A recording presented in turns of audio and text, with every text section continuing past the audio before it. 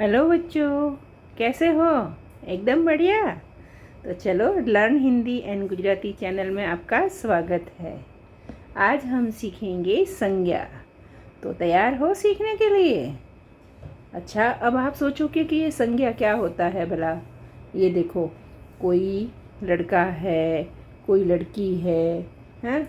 हमारा ये भारत है, पेन है, यहाँ गरम चाय है, ये यहाँ पर हंसी आ रही है, टेबल है, फूल है, फल है, गाय है, बकरी है, ये सब आप देख रहे हो, सब्जियाँ हैं। तो ये जो सारी वस्तुएं हैं ना हमारे संसार में, चाहे कोई व्यक्ति हो, चाहे कोई पशु हो, चाहे वस्तुओं हो, है ना, हमारे मन के भाव हो, इन सभी को हम संज्ञा कहते हैं, है ना। तो सभी को जानना, पहचानना, यही तो संज्ञा है। ठीक है, तो समझ गए ना। उसकी परिभाषा कितनी आसान है कि किसी व्यक्ति, ठीक है, किसी व्यक्ति, चाहे वस्तु, स्थान, स्थिति, वर्ग, भाव, विचार के नाम को संज्ञा कहते हैं। यानी कि नाम का अर्थ ही संज्ञा होता है। ठीक है, पहचान गए ना आप? है ना आसान एकदम। तो चलो, क्या सभी संज्ञाएं एक ही प्रकार की होती है? नहीं, सभी संज्ञाएं एक प्रकार की नहीं होती हैं। तो कुछ संज्ञाओं को हम कहेंगे व्यक्तिवाचक, कुछ को कहेंगे जातिवाचक और कुछ होती है भाववाचक। अब देखो, व्यक्तिवाचक किसको कहते हैं? देखो, किसी भी चीज़ का नाम हो ना, चाहे वो जगह का नाम हो, चाहे वो व्यक्ति का नाम हो, और उस व्यक्ति, उस जगह को, उस वस्तु को हम छू सकते हैं, देख सकते हैं, है ना, देख सकते हैं, छू सकते हैं, या कोई खाने की चीज़ हो तो उसको चख सकते हैं, और वो दुनिया में केवल एक ही होती है, उसको हम कहेंगे व्यक्तिवाचक। ठीक है, और कुछ चीज़ें होती है जो अनेक होती है, जैसे गाय अनेक होगी, फूल अनेक होंगे, है ना। तो ऐसी वस्तुओं को हम कहेंगे जातिवाचक संज्ञा, और जो मन में महसूस होती है उनको कहेंगे भाववाचक संज्ञा।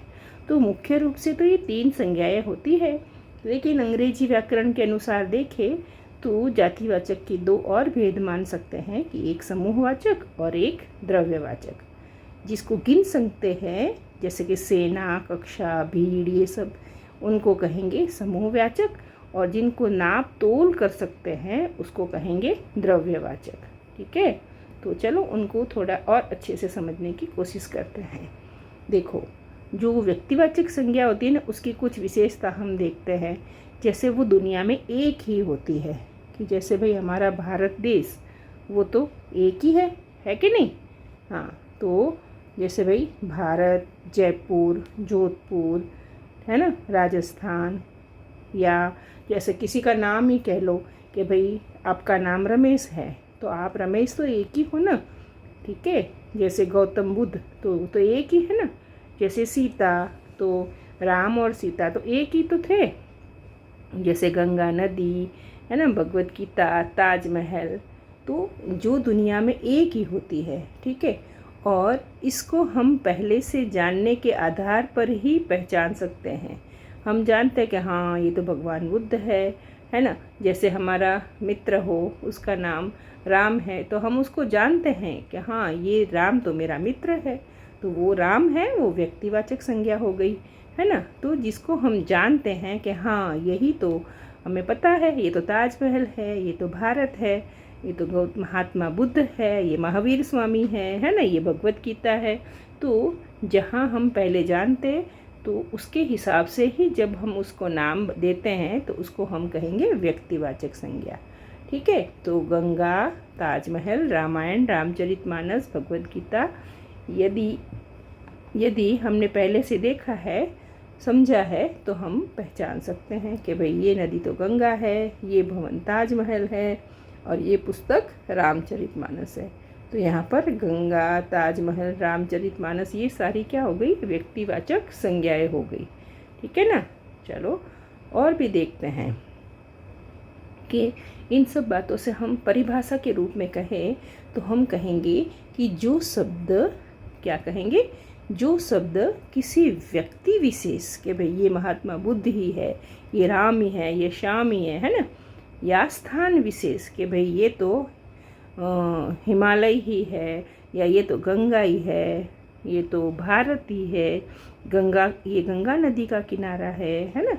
तो ऐसे किसी स्थान विशेष, वस्तु विशेष के बोध कराते हैं, उन्हें हम व्यक्तिवाचक संज्ञा कहते हैं। ठीक है, जैसे गौतम बुद्ध है, हिमालय है, ठीक है, ताजमहल, सीता, गंगा, जयपुर, भगवत गीता, ये यानी कि कोई भी वस्तु का नाम हो, चाहे शहर का नाम हो, वस्तु का नाम हो, तो उसको हम कहेंगे व्यक्तिवाचक संज्ञा।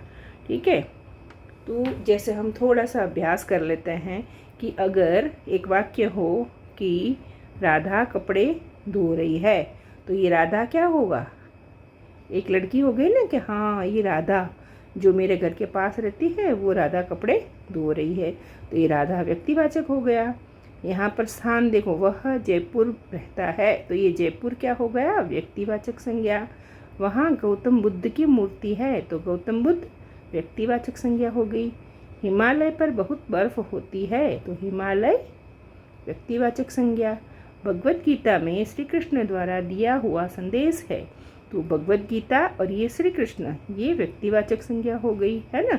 और जो गंगा नदी हमारे देश की पवित्र नदी मानी जाती है, तो गंगा क्या हुआ?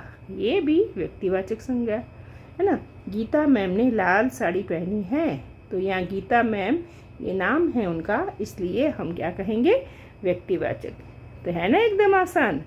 तो इस तरह से आप व्यक्तिवाचक संज्ञा को पहचान सकते हो। ठीक है, अब आगे देखते हैं जातिवाचक संज्ञा किसको कहते हैं।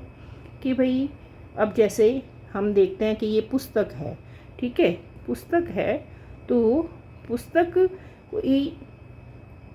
का कोई नाम लेगा ना, तो हम कहेंगे हाँ हमें तो पता है ये इस तरह से होती है, उनको हम पुस्तक ही कहेंगे, चाहे वो कहीं भी क्यों ना हो। तो ये पुस्तक शब्द है, ये पूरी जाति का बोध करा रहा है। ठीक है, कुत्ते की बात करेंगे तो हम पहचान लेंगे कि हाँ हमें पता है ये इस तरह का जो होता है वो कुत्ता है। ठीक है, ये गाय है, ये बच्चा है, ये औरत है, ठीक है, ये आदमी है, ये घर है, ये नदी है, ये लड़की है, ये बकरी है ना। तो इस तरह से हम पहचान सकते हैं। और वो एक कुत्ते की बात करी तो सभी कुत्ते एक जैसे ही तो होते हैं, अनेक होते हैं। ठीक है ना। तो हम इन सब बातों के आधार पर कह सकते हैं कि दुनिया में उस जैसे अनेक व्यक्ति या अनेक पशु या अनेक वस्तुएं हो सकती है। ठीक है, जैसे लड़कियां, चावल, बकरी, गाय, बच्चा, है ना। तो इस प्रकार जो अनेक होते हैं, जो कोई एक ही नहीं होता है ना, उस व्यक्ति या वस्तु विशेष का पहले से जानना देखना आवश्यक नहीं है, केवल लक्षणों के और गुणों के आधार पर पहचाने जा सकते हैं। जैसे आपको किसी ने कह दिया कि पानी बहता है, वो नदी होती है, तो आप समझ गए कि हाँ ये नदी है। ठीक है, जैसे ये फूल है, आपको किसी ने दिखाया, पहले से आप जानते हो तो कहेंगे हाँ ये तो फूल है ना। तो इस प्रकार पूरे समूह की वस्तुओं का, अनेक वस्तुओं का बोध कराते हैं, उसको हम जातिवाचक कहेंगे। ठीक है, तो हम इस तरह से परिभाषा की बात करें तो हम कहेंगे कि जो शब्द किसी प्राणी, पदार्थ या समुदाय की पूरी जाति का, वर्ग का बोध कराता है, उसे जातिवाचक संज्ञा कहते हैं। कि जैसे लड़का, पुस्तक, घर, नगर, कुत्ता, फूल, औरत, पर्वत। ठीक है, तो ये हो गई हमारे जातिवाचक संज्ञा। ठीक है, चलो कुछ उदाहरणों से देखते हैं। यह लड़का है, तो इसमें जातिवाचक संज्ञा क्या है? लड़का। यह पुस्तक है, तो जातिवाचक संज्ञा पुस्तक। वह घर है, तो घर जातिवाचक संज्ञा। वह स्त्री जा रही है, तो यहाँ स्त्री जातिवाचक संज्ञा। कुत्ता बैठा है, तो ये कुत्ता जातिवाचक संज्ञा। फूल सुंदर लग रहे हैं, तो फूल हो गया जातिवाचक। गाय घास खाती है, तो गाय क्या हो गया? जातिवाचक। ठीक है ना, है ना एकदम आसान। चलो अब देखते हैं जातिवाचक के भी जो दो भेद है ना, उसके बारे में जानते हैं। कि भाई ये जो कुछ चीज़ें ऐसी होती है, जैसे कुछ बहने वाली, जैसे कि पानी, तेल होती है, और कुछ चीज़ें ठोस होती है, जैसे कि मिट्टी है, चीनी है, तेल है, ये चलो बहने वाली है ना। तो तेल को तो हम इसमें लेंगे, ये इसमें तेल को तो हम इसमें नहीं लेंगे, हम इसमें आ गया है ना। तो हम क्या कहेंगे कि किसी पदार्थ या द्रव्य, ठीक है। तो द्रव यानी बहने वाली वस्तु, पानी, तेल आदि, और द्रव्य यानी ऐसे पदार्थ जैसे कि मिट्टी, चीनी आदि होती है, इनका बोध कराने वाले शब्दों को हम द्रव्यवाचक कहते हैं। कुल मिला के आप ऐसा सीधा समझ सकते हो कि जिनको हम तोल सकते हैं, जिनको लीटर में नाप सकते हैं, ऐसी चीज़ों को हम कहेंगे द्रव्यवाचक, ठीक है। जैसे कि लोहा, सोना, घी, मिट्टी, तेल, दूध, लकड़ी, ऊन, ठीक है। तो ऐसी चीज़ों को हम कहेंगे द्रव्यवाचक, ठीक है। अब समूहवाचक किसको कहेंगे? जैसे ही हमारे सेना है, ठीक है, तो सेना में तो जवान होते ही है, ठीक है। तो इनको हम गिन सकते हैं, ठीक है। क्लास के बच्चों को हम गिन सकते हैं, परिवार के सदस्यों को गिन सकते हैं, और पुस्तकालय की पुस्तकों को गिन सकते हैं। यानी यह संज्ञाएं अनेक गणनीय संज्ञाओं किससे बनती है? गणनीय संज्ञाओं के समूह से बनती है, और ये एक वचन और बहुवचन दोनों रूपों में होती है। जैसे सेना, सेनाएं, कक्षा, कक्षाएं, है ना, प्रयुक्त हो सकती है। ये शब्द किसी व्यक्ति के वाचक न होकर समूह या समुदाय के वाचक होते हैं, ठीक है। जैसे सेना, कक्षा, मंडली, जुलूस, परिवार, पुस्तकालय, ठीक है ना। तो ऐसे शब्द आए तो हमें क्या कहना है? ये समूहवाचक है, ठीक है। अब चलो देखते हैं भाववाचक संज्ञा है वो कैसे बनती है, ठीक है। तो उसमें क्या होता है कि जिन शब्दों से, ठीक है, जिन शब्दों से व्यक्तियों, पदार्थों के धर्म, गुण, दोष, अवस्था, व्यापार, भाव, स्वभाव, अवस्था, विचार आदि का बोध होता है, वे भाववाचक संज्ञाएं कहलाती है। देखो, तो इनसे अब आप समझ सकते हो कि जैसे कि भाई ये बच्चा है तो हम कहेंगे कि भाई यहाँ तो बचपन है, ठीक है। और यहाँ पर ये बच्चे खुश है तो क्या यहाँ खुशी है। यहाँ ये बूढ़े हैं तो कहेंगे बुढ़ापा है। यहाँ हंस रही है तो कहेंगे हंसी है। यहाँ बचपन है, ठीक है। तो ये सारे भाव है मन के, इसलिए इनको हम क्या कहेंगे? भाववाचक संज्ञा, ठीक है। तो और कोई उदाहरण देखें तो हम क्या कहेंगे कि कोमलता, बचपन, लंबाई, बुढ़ापा, शत्रुता, सलाह, मातृत्व, औचित्य, मित्रता, ये सब हमें महसूस होते हैं, है ना। ये कोई हम छू नहीं सकते हैं, ठीक है, इनको हम देख नहीं सकते, पर ये हमें महसूस होते हैं, इसलिए इनको हम क्या कहेंगे? भाववाचक संज्ञा, ठीक है ना। है ना आसान एकदम समझना। अच्छा, अब देखो कुछ बातें कुछ अलग भी है कि ये जो भाववाचक संज्ञा है ना, जो हमें मन से महसूस होती है, वो प्रत्यय लगाकर भी बनती है। जैसे ता, मधुर एक विशेषता हो गई, लेकिन ता लगाया तो ये मधुरता मन में फील होती है ना। लघुता, मानवता, विविधता, वीरता, ये सब फिर मन को समझने मन से अनुभव होने वाली बातें हो गई, इसलिए इनको हम भाववाचक संज्ञा कहेंगे, ठीक है। तो वह प्रत्यय लगाकर ममत्व, घनत्व, महत्व, गुरुत्व, अपनत्व, है ना आसान। चलो, और ई प्रत्यय लगाकर क्या बना? बहादुरी, चाकरी, बर्बादी, प्यारी, सुखी, ठीक है। यह प्रत्यय से सौंदर्य, धैर्य, वैविध्य, ऐसे बहुत से शब्द बन सकते हैं, है ना। तो आप क्या देख रहे हो कि जो प्रत्यय लगता है ना, उससे वो संज्ञा भाववाचक बनती है, चाहे वो क्रिया हो, चाहे वो विशेषण हो, है ना, चाहे वो सर्वनाम हो, है ना। यहाँ देखो ये पन लग के ये अपनापन है, ये बन गया लड़कपन, बन गया बचपन, हो गया बड़प्पन, हो गया आ से बन गया प्यारा, दुलारा, संभलना, समझना, है ना। और आहट से क्या बना? घबराहट, चिड़चिड़ाहट, बौखलाहट। तो देखा आपने, कुछ प्रत्यय लग के भी कुछ संज्ञाएं भाववाचक बन जाती है ना। अब देखो, भाववाचक संज्ञा है ना, प्रत्यय लगाकर 5 प्रकार से बनती है। देखो कैसे बनती है। जैसे लड़का, ठीक है, कहने को तो ये जातिवाचक हो गया, है ना। बच्चा है, ये कहने को तो क्या है? जातिवाचक संज्ञा है, ये भी जाति। लेकिन जब इस पीछे प्रत्यय लग गया पन, तो ये एक लड़कपन का भाव हो गया, बचपन का भाव। मित्र को बना दिया हमने मित्रता का भाव। पशु जातिवाचक संज्ञा थी, उससे पशुता का भाव। चिकित्सा से चिकित्सा, ठीक है। चोर से चोरी, तरुण से तरुणाई, मर्द से मर्दानगी, ठीक है। तो ये भी हमारे भाववाचक संज्ञा बन गई है ना। तो इस तरह से पीछे प्रत्यय लगाकर भाववाचक संज्ञा बन जाती है। अब देखो सर्वनाम भी होते हैं, है ना। सर्वनाम कौन से होते हैं? जो संज्ञा के स्थान पर प्रयुक्त होते हैं ना, उसको सर्वनाम कहते हैं। जैसे नीच एक सर्वनाम है, उसके निजत्व, है ना। अपना से अपनापन या अपनत्व, है ना, ये तो मन का भाव हुआ कि हाँ मुझे बड़ा अपनापन महसूस हुआ। मम से ममता, ममत्व। अहम से अहंकार, सर्व से सर्वस्व। तो है ना, देखो कितना बढ़िया है। तो चलो अब देखते हैं कुछ विशेषणों से भी भाववाचक संज्ञा बनती है।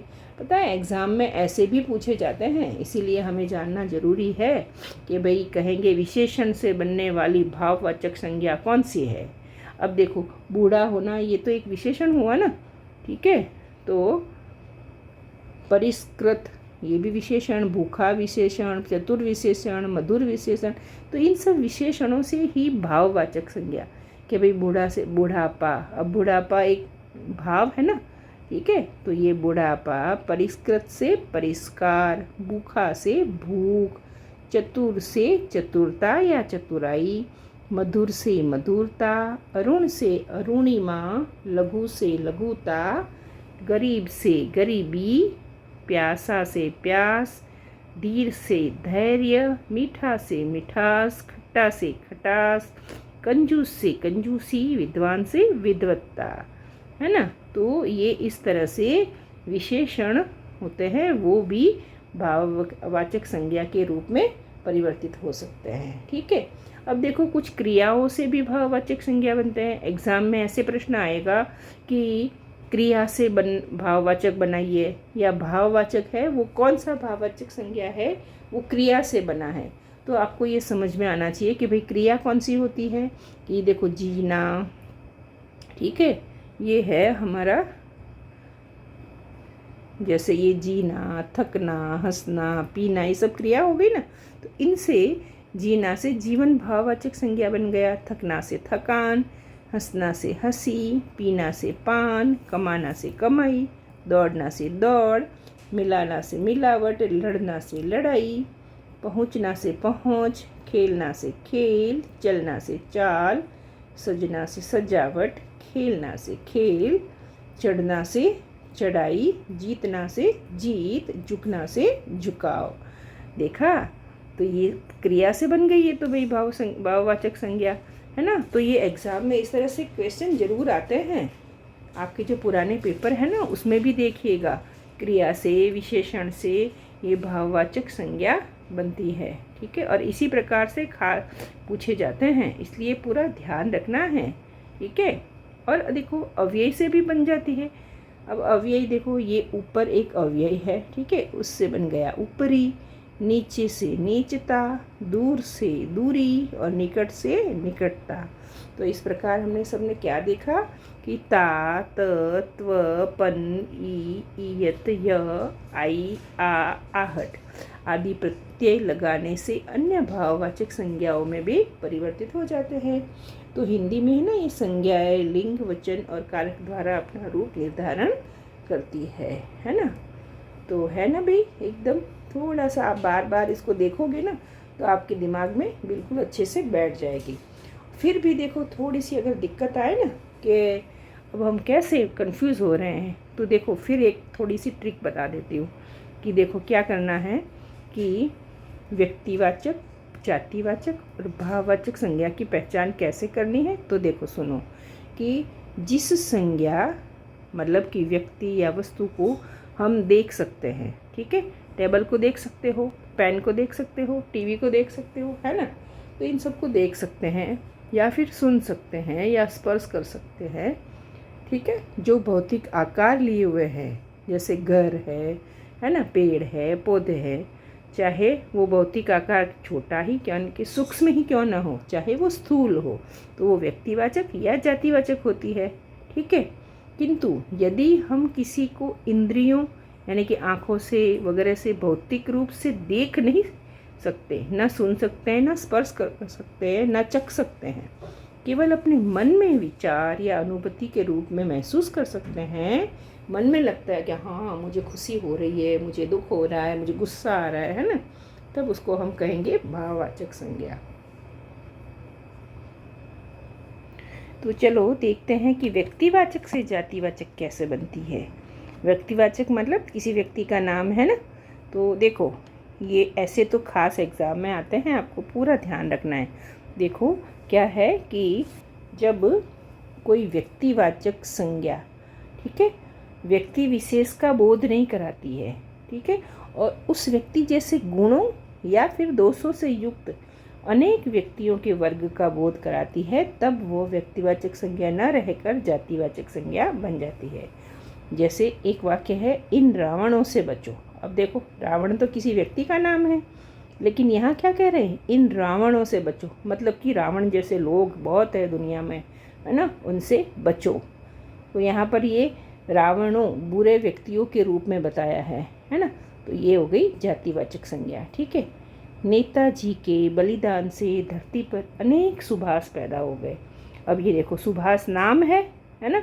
अब यहाँ सुभाष पैदा हुए मतलब कि नेताजी जैसे क्रांतिकारी व्यक्ति पैदा हो गए, जो देश के लिए बड़े अपने आप को बलिदान करने के लिए उत्साहित रहने लग गए। ठीक है। तो यहाँ पर सुभाषी व्यक्ति न होकर लोगों की ये जातिवाचक के रूप में बता रहे हैं। ठीक है। फिर वह बिल्कुल हरिश्चंद्र है। अब देखो हरिश्चंद्र जी क्या थे, सत्यवादी थे, तो वो बहुत सत्यवादी व्यक्ति होगा ना, उसकी हम तुलना करेंगे तो इसलिए हम कहेंगे कि वह बिल्कुल हरिश्चंद्र है। ठीक है। तो इस तरह से वो व्यक्तिवाचक होते हुए भी उसको हम क्या कहेंगे, जातिवाचक संज्ञा। ठीक है। तो इस तरह के भी एग्ज़ाम में प्रश्न आते हैं। ठीक है। अब कई बार क्या होता है, जो जाति होती है ना, जाति, ठीक है, तो जातिवाचक संज्ञा है वो व्यक्तिवाचक के रूप में प्रयोग होती है। देखो कैसे, जैसे गांधी जी ने देश को आज़ादी दिलवाई। अब देखो गांधी जी ये तो एक जाति का नाम है, लेकिन हम बात किसकी कर रहे हैं, महात्मा गांधी की। तो यहाँ जाति होते हुए भी हम उसको व्यक्तिवाचक के रूप में, है ना, इसीलिए कह रहे हैं जातिवाचक संज्ञा का व्यक्तिवाचक रूप में प्रयोग। जैसे यहाँ है पंडित जी। अब देखो पंडित जी तो एक जाति हो गई, लेकिन पंडित जी आधुनिक भारत के निर्माता थे, तो यहाँ पर पंडित जी को व्यक्तिवाचक के रूप में बताया है। ठीक है। फिर ये है नेताजी ने आज़ाद हिंद फौज का गठन किया। तो यहाँ नेताजी भी देखो, है ना, वो तो थे तो नेता, लेकिन यहाँ नेता वो नहीं है, एक व्यक्ति के रूप में है, इसलिए हम कहेंगे सुभाष चंद्र बोस है वो एक नेताजी है, तो हम उनके रूप में यहाँ बात हो रही है, इसलिए जातिवाचक संज्ञा नहीं, उसको कहेंगे व्यक्तिवाचक के रूप में। ठीक है। तो ये खास ध्यान रखना है, इसी टाइप के क्वेश्चन पूछे जाते हैं। ठीक है ना। तो चलो अब थोड़ा सा आपका टेस्ट हो जाता है, क्या आपने याद रखा, बताओ। खुशी कैसी है, खुशी कौन सी संज्ञा हो गई, भाववाचक। जर्सी गाय जातिवाचक, है ना, गाय जातिवाचक है, लेकिन ये जर्सी गाय क्या हो गई, वो भी एक तो जाति है ना, ये जर्सी गाय होती है, वो भी इस टाइप की गाय होती है, उनको कहेंगे जर्सी गाय। ठीक है। पेड़ ये भी है जातिवाचक। ठीक है। अरुणिमा, ये देखो सूरज की अरुणिमा है, ये हमारे मन में भाव आता है कि हाँ सूरज की अरुणिमा है, इसलिए इसको कहेंगे भाववाचक। गणेश, ये चाहे हम भगवान का नाम के रूप में कहें या व्यक्ति के नाम के रूप में कहें तो भी ये व्यक्तिवाचक होगी। ठीक है। गाय पूरी जाति का बोध कराती है, इसलिए जातिवाचक। पशु भी पूरी जाति का बोध कराता है, इसलिए जातिवाचक। ठीक है। और ये तो अपने आ गया था, जातिवाचक है। ठीक है। पीपल, ये भी पेड़ है, लेकिन पीपल के पेड़ ऐसे कई अनेक होते हैं, इसलिए हम कहेंगे जातिवाचक। ठीक है। ईश्वर, अब देखो ईश्वर है ना, ये हमारे मन की अवधारणा है, हमारे मन के विचार है। ठीक है, इसलिए उनको हम कहेंगे भाववाचक संज्ञा। ठीक है, लालिमा ये भी है भाववाचक, पुस्तक जातिवाचक, कालापन भाववाचक, बचपन भाववाचक, सरस्वती व्यक्तिवाचक है ना, बकरी जातिवाचक, कुत्ता जातिवाचक, हरियाली भाववाचक, सफ़ेदी भाववाचक और नीम जातिवाचक, है ना। तो बहुत अच्छे से सीख गए ना। तो इस तरह आप अभ्यास करोगे तो सभी प्रकार के संज्ञा और उनके भेद आराम से सीख जाओगे। ठीक है, आपको वीडियो पसंद आया है ना, तो आप ज़रूर लाइक कीजिएगा, शेयर करिएगा और सब्सक्राइब भी करेगा। मुझे बहुत खुशी होगी, क्योंकि देखो मेहनत तो की है मैंने, और जब मेहनत मैंने की है और आपको समझ में आया तो मेरे लिए भी बहुत खुशी की बात है। तो इसलिए ज़रूर लाइक करना है और सब्सक्राइब करना है। Thanks for watching.